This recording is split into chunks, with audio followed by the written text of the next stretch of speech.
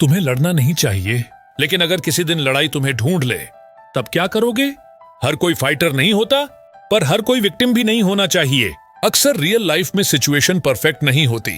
तुम्हारे पास ग्लव्स नहीं होते, रिंग नहीं होती, रेफरी नहीं होता, बस तुम होते हो सामने कोई गुस्से में आदमी और तुम्हारे पास कुछ सेकंड्स का टाइम ये डिसाइड करने के लिए तब भागो या भिड़ो। Part 1 mindset.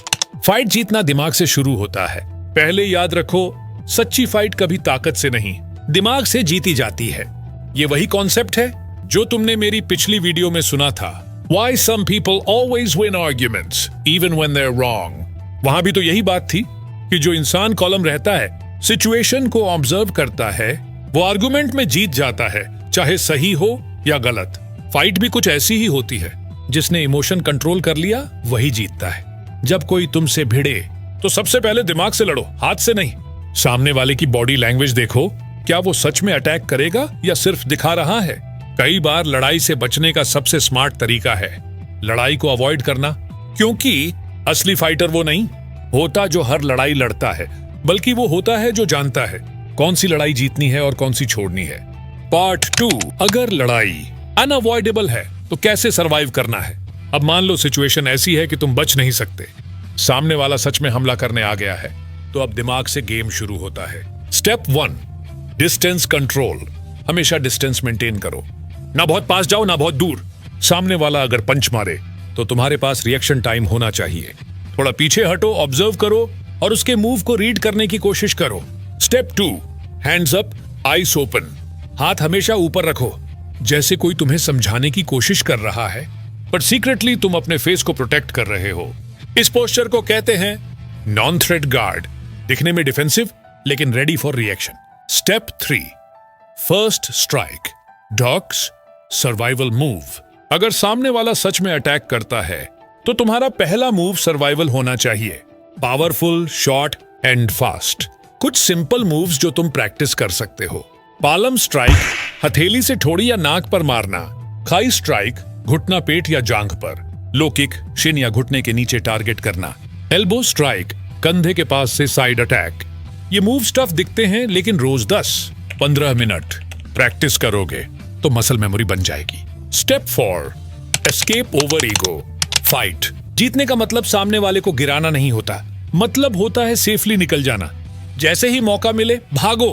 हाँ, भागना कोई डर नहीं होता, यह सबसे स्मार्ट डिसीजन होता है, क्योंकि तुम्हारा गोल जीतना नहीं, सरवाइव करना है। पार्ट 3, ड्रिल्स, जो हर नॉन फाइटर को करनी चाहिए।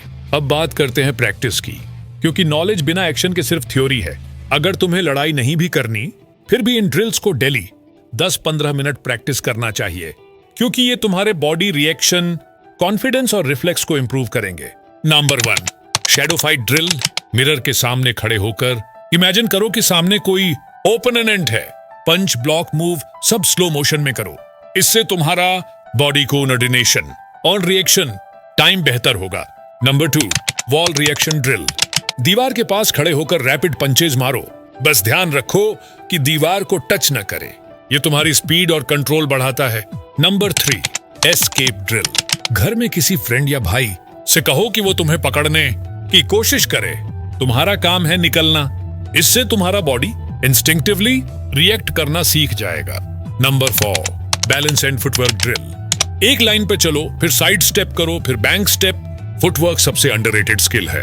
अक्सर लोग हाथ पर ध्यान देते हैं, लेकिन जो पैरों से गलत मूव करता है वही पहले गिरता है। पार्ट 4, स्ट्रेंथ और स्टैमिना बढ़ाने वाली डेली एक्सरसाइज।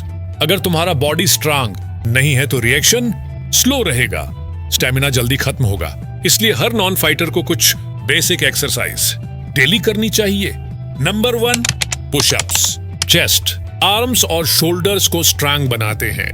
30 से शुरू करो, धीरे धीरे 100 तक जाओ। Number 2, squats. लेग्स और बैलेंस के लिए परफेक्ट। दिन में 3 सेट्स, हर सेट में 20 रेप्स। Number 3, Planck.